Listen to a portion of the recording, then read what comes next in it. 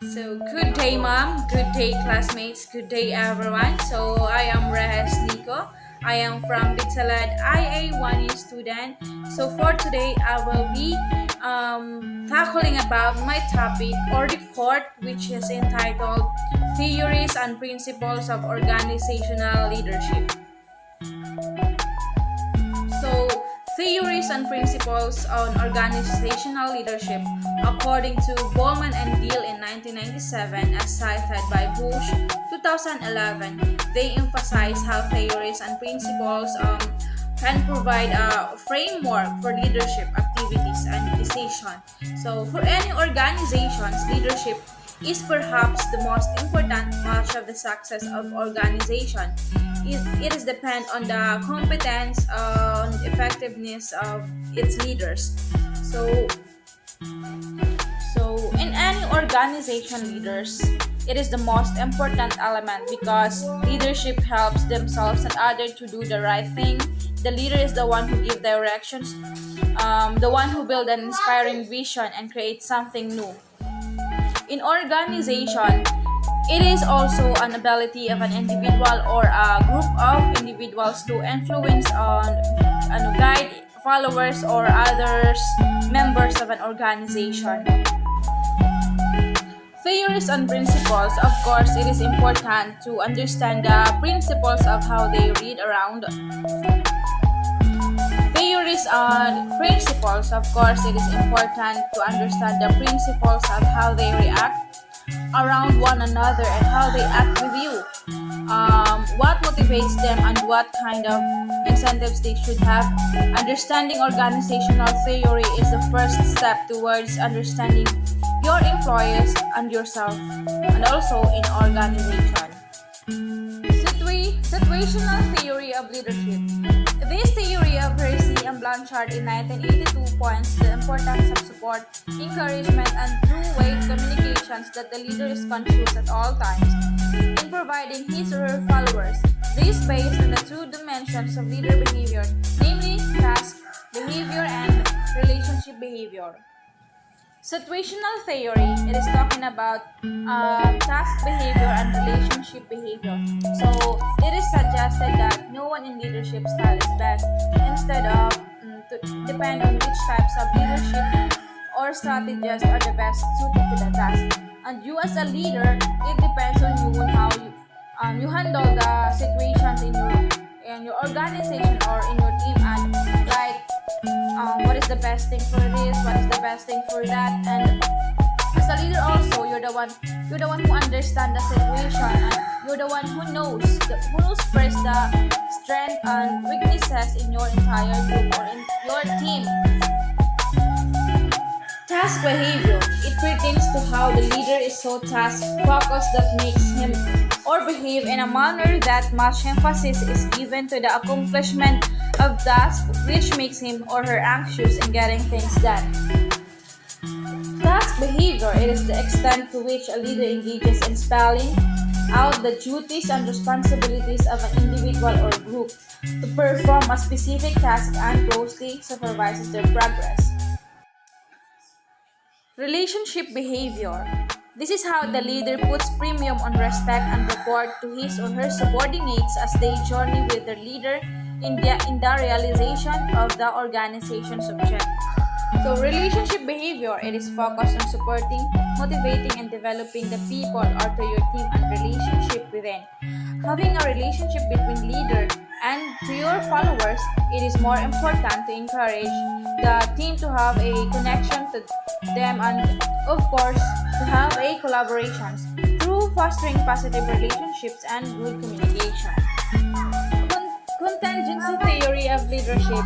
This work of Fedler in 1967, as cited in Martin and Filin's 2010, subordinates view that success is a function of the interactions between that relationship in the workplace, the task to be carried out, the relative power balance between the leader and the subordinates, and the preferred style a trait of a leader. Contingency theory of leadership, it is about a leader to be effective, their leadership style must fit in the situation. The contingency theory of leadership supposes that a leader's effectiveness is contingent on whether or not their leadership style suits in a particular situations. So contingency theory of leadership also is a very special kind of approach which states that the success of a leader not only depend on his abilities. Contingency theory also does not suggest a leader adapt to a situation. Rather, the goal should match the leader's style. In order to make this theory effective, it is important to find what style leader has. So, principles of effectiveness and organizational leadership. So, we have 10 principles. So, the first one is proficiency must be observed in every task. So, every leader must not settle for mediocrity. Leader who never knows his craft. Every task is sacred so much so that, if possible, perfection must stop as it being accomplished.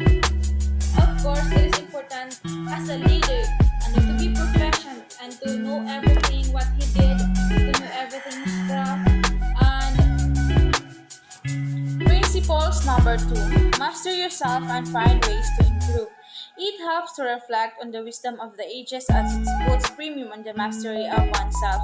How can leaders understand the imperfections of their subordinates and other people if they themselves never attempt to understand their own flaws? Teachers should master their subject matter, and so the leader must master their own self. So, how can you be an effective leader? So, if you yourself don't understand or don't know how to understand your own flaws, how can you understand others?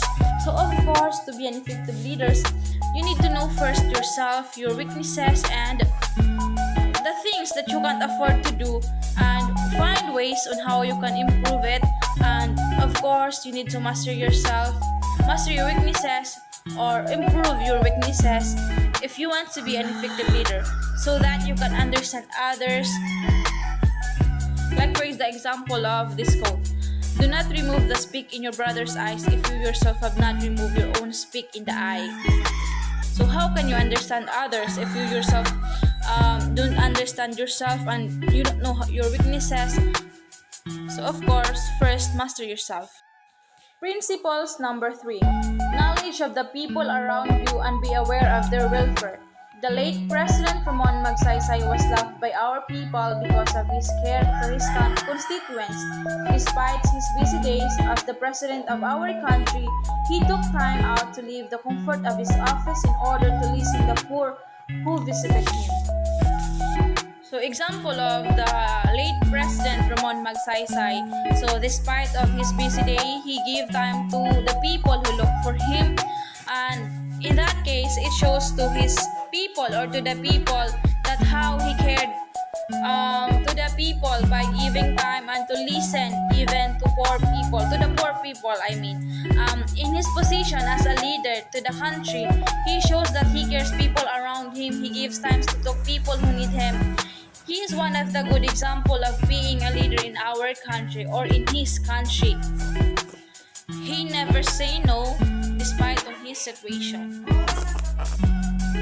Principles number 4: share information with people of one's domain.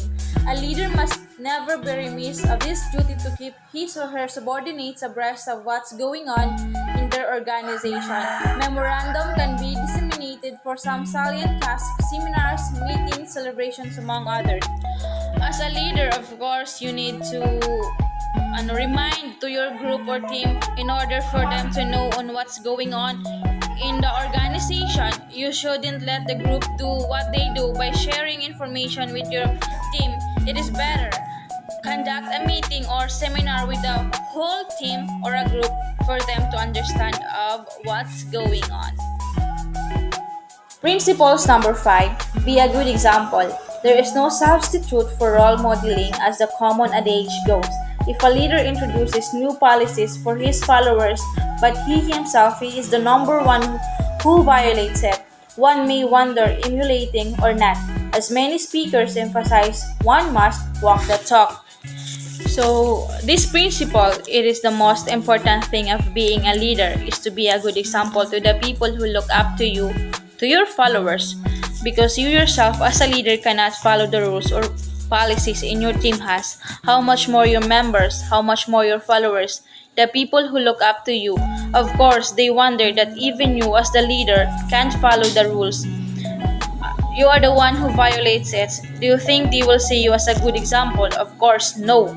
That's why you should have start of having a good manner, and the people will see you that you are following the rules or policies in your group has. As a leader, you need to have that attitude of being a good example, because your followers must follow you because of that attitude of being a good leader. Principles number 6. See to it that every task is clearly understood, monitored, and accomplished. When instructions are given by a leader to his followers, see to it too that everything is understood. Be open to question and clarification. So you as a leader here, you need to explain it well to your team or to your group and make sure that everyone will understand. And you as a member, you need to be a good listeners here, and you do not hesitate to ask a questions if you can't understand something. Ask for a clarification so that everything went well and everything will understand of what will happen or what's happening in your group. Principles number 7. Commit and train your people to collaborate as a team. Are you aware that a single stick from the broom cannot clean on its own? Applying it to leadership, remember that a leader is not an island who must be alone in his work. In the group, you need to work as a team, work as one. You need to collaborate with each other, sharing information to everyone in a group, because in a group, you can't do things with yourself only. That's why we have a leader, and the leader need a member in the group, and the member need a leader in a group. Also, that's why we call it a group, because you can't work it alone. You guys works it in a team or as one in a team. So, principles number 8, decision must be sound and time-bound. Every leader must be firm with his or her decisions. If the leader has a scattered brain who sows confusions among his or her people because of the loss of concrete words issuing from her lips, so that what he or she says now will be altered on the next day without consulting with the followers. So as a leader, when you make a decision, make sure that you have a time for it, and you guys don't get stressed, and the moment you get planned, at least you have an idea or decision of what you do. Every leader must have a stand on everything they say or you say, and the moment you make a decision, you make sure that you think about it. It is important also to ask to your team what is the best thing to do, because you need them. You need their idea, you need their decisions, you need their plans, you need their suggestion, and not just only yours. And of course, if you make a decision, make sure that it is precise to your plan, and as a leader, always consult your followers or your group mates. Principles number 9. Create an atmosphere of responsibility in your group. Do you want to work in an environment devoid of trust because your leader never entrusts you even the minor task in the office? It is easy for a leader to win the trust and respect of his or her followers if he or she encourages them to work despite the difficulty of tasks given to them. So in your group, make sure that you are responsible, you are accountable in what you are doing, and show them that you are trusted in what you do or in what you are doing. The last principles: do not evade responsibilities and be accountable to your own action.